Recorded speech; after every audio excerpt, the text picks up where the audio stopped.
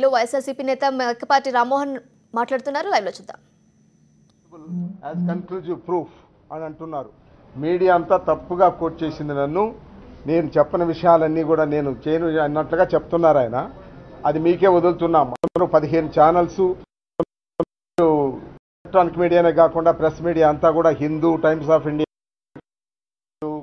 అవన్నీ కూడా business line ఇవన్నీ కూడా రిపోర్ట్ చేసినాయి ఆయన చెప్పినటువంటి విషయాల్ని.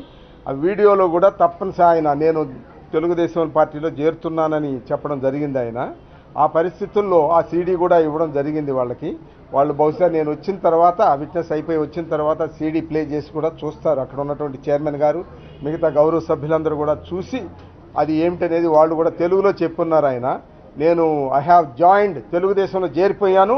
నేను నా కాన్స్టిట్యుయెన్సీ ప్రజల కొరకు, కాన్స్టిట్యుయెన్సీ అభివృద్ధి కొరకు నేను ఈరోజు తెలుగుదేశంలో జాయిన్ అయ్యాను.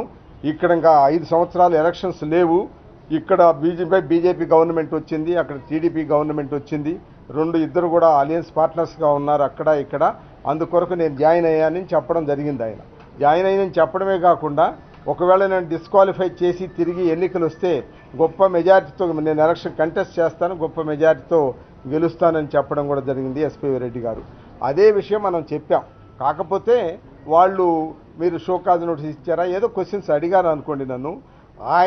ఆయనే నేను పార్టీలో చేరిపోయాను అన్న తర్వాత ఇవన్నీ కూడా చిన్న విషయాలు.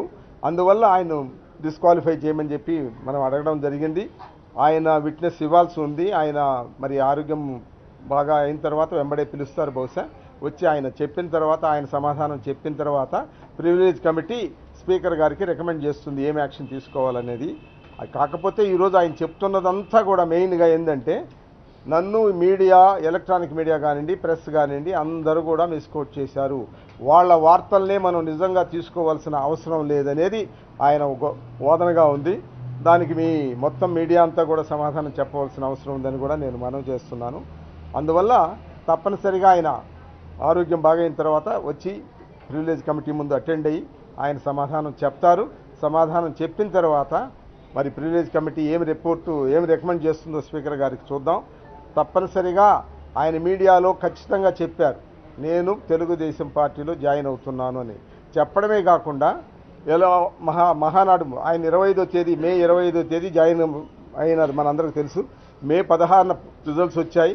మే 19వ తేదీ మేము జగన్మోహన్ రెడ్డి గారి నాయకత్వంలో ఇక్కడికి వచ్చి ప్రధానమంత్రి గారి డిజిగ్నేట్ని నరేంద్ర మోడీ గారిని అప్పటికి ప్రధానమంత్రిగా ప్రమాణ స్వీకారం చేయలేదు ఆయన్ని కలవడం జరిగింది. 19వ తేదీ తర్వాత మేము హైదరాబాద్ వెళ్ళడం, అక్కడ ఇడుపులపైకి కూడా వెళ్ళాం 21st.